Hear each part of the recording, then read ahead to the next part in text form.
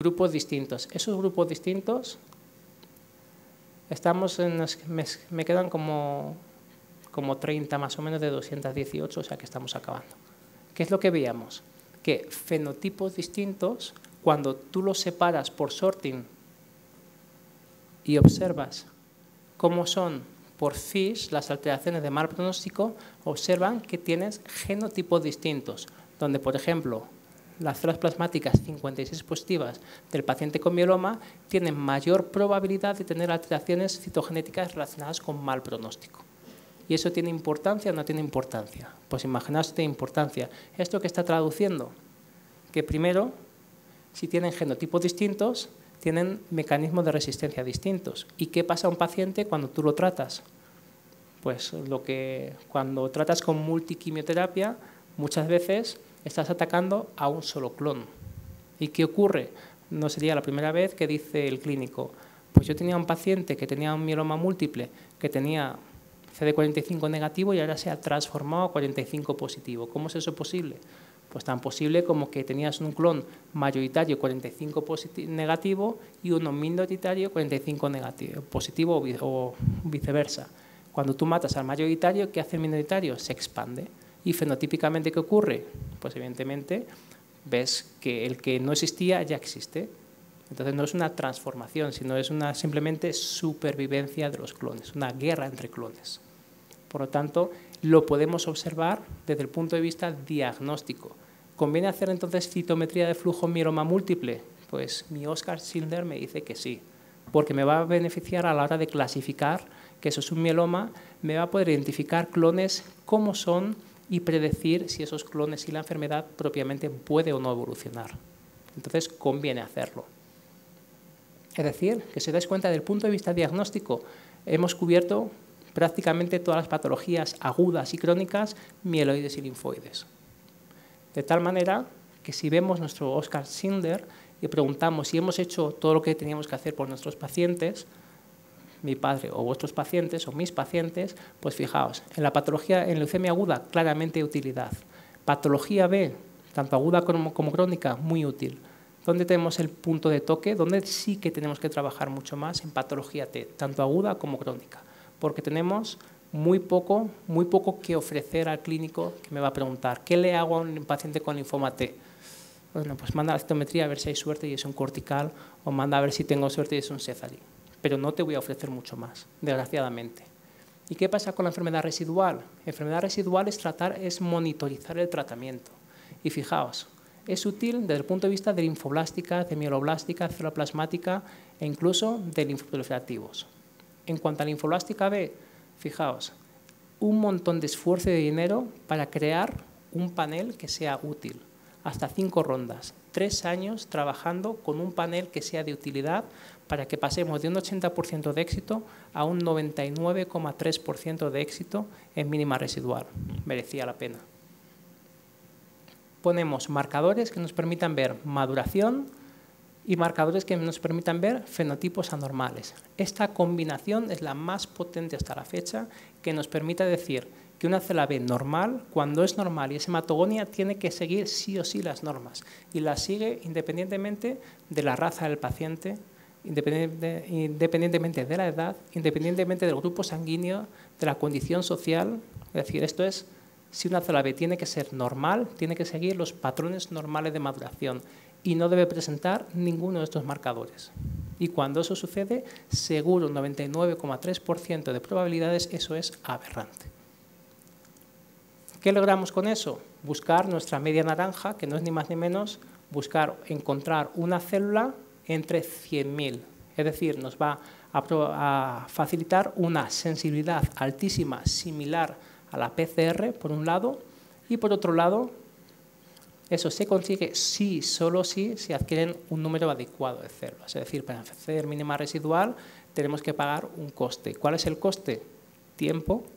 Evidentemente, una técnica bien hecha. ¿Por qué? Porque queremos alcanzar sensibilidades altas. ¿Y por qué queremos alcanzar sensibilidades altas?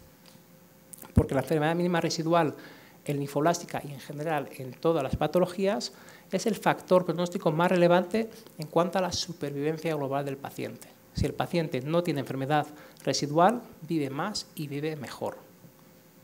y además va a condicionar la acción terapéutica. Y eso aparece publicado en este metaanálisis, tanto si la linfoblástica B es pediátrica como si es del adulto. Tiene importancia capital en la supervivencia, independientemente del tipo de tratamiento, de cómo se hizo la residual y del subtipo de linfoblástica. Es de capital importancia. En mieloblástica, simplemente un ejemplo. Pacientes con mieloblástica distinta de promielocítica PML rara. Fijaos, en el análisis multivariante de esos pacientes se demostró que la mínima residual por citometría de flujo tiene casi la misma importancia, valor pronóstico, en cuanto a la supervivencia global de los pacientes, casi tanto como la citogenética. Existe una correlación, una importancia de la mínima residual en estos pacientes. ¿Qué pasa en mieloma? Pues fijaos, en mieloma, los últimos metaanálisis de este verano han demostrado que los pacientes que tienen mínima residual negativa tienen una ventaja en las PFS. ¿Sabéis lo que es las PFS, no? La supervivencia libre de progresión. Es decir, PFS significa calidad de vida. PFS significa que si no tengo enfermedad residual, mejoro las PFS, mejoro la calidad de vida en más de un 50%. Vivo mejor sin recaer, pues aproximadamente 27 meses, en relación con los que sí tienen enfermedad residual positiva, con lo cual merece la pena alcanzar mínima residual negativa. Y eso es independientemente del tipo de tratamiento que tuvo y de la respuesta al mismo tratamiento, con distintos papers que hablan de los estudios, ensayos clínicos que se pusieron en marcha. Y además, eso va a condicionar de alguna manera utilizar la enfermedad mínima residual como alternativa a las PFS en cuanto a los esquemas de tratamiento y monitorización. ¿Cuándo hago la mínima residual? ¿Cuándo paso a la consolidación? Cuando sé que esto va a ir bien o mal, en función de cuánto tiempo tengo que esperar. Simplemente hacer la mínima residual, y si la mínima residual te sale negativo, equivaldría a no tener que esperar 27 meses a ver si recae o no recae. Con lo cual podemos mejorar la calidad del tratamiento del paciente. Incluso la Agencia Europea del Medicamento ha propuesto por primera vez en el mes de junio pasado, cuándo, cómo y de qué. Bueno, como lo he cerrado otra vez, me quedan 3 diapositivas, ¿me lo pones? Ya las últimas, me equivoqué, botón, perdón. La Agencia Europea del Medicamento ha propuesto, de alguna manera, que sea la enfermedad residual medida por citometría de flujo y medida por NGS. Estamos por la 214, me parece, una cosa así.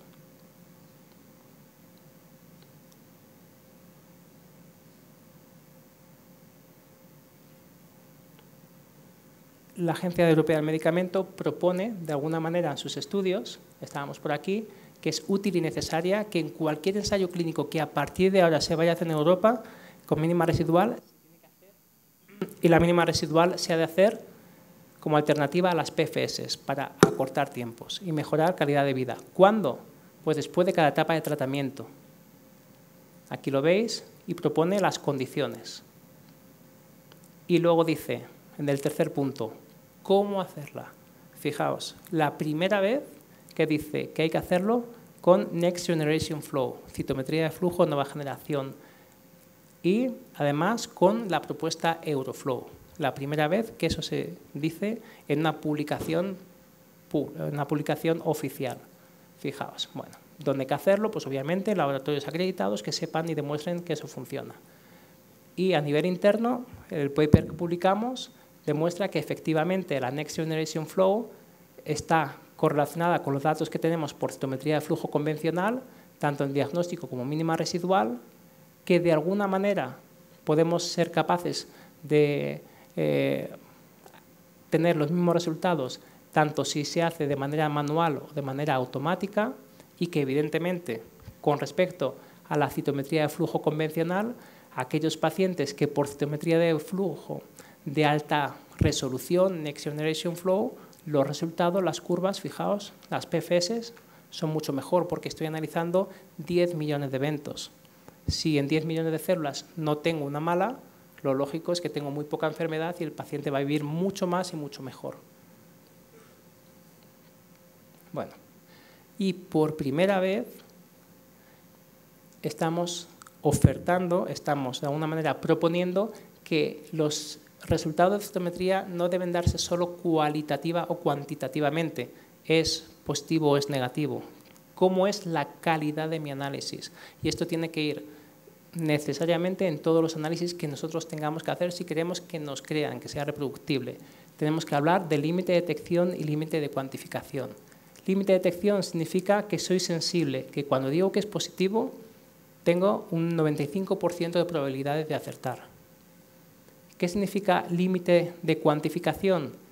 La precisión del análisis. Que si lo hago yo, o lo hace Nereida, o lo hace Lourdes, o lo hace Pedro, tengamos más o menos el mismo número de eventos detectados. Es decir, que sea reproductible, que sea preciso.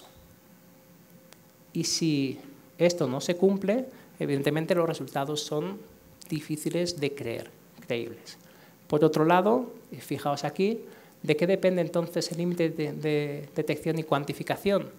El límite de detección y cuantificación es encontrar 20 eventos o 50 eventos en 5 millones de células analizadas. Pero va a depender de cada examen, porque a veces no llego a 5 millones, a veces llego a 4, a veces llego a 3, a veces llego a 100.000. Entonces el límite de detección de mi prueba es 20 dividido entre el número de células que yo tengo. Va a depender del número de células analizadas, depende de cada uno de los exámenes y evidentemente cuando bajo de 5 millones estoy disminuyendo la calidad de mi análisis. Es decir, que si a mí el clínico me dice ¿es enfermedad residual negativa o positiva? ¿Qué significa negativa o positiva? ¿Trato o no trato? Entonces, claro, si yo analizo 5 millones, sé que cuando digo que no tengo menos de una célula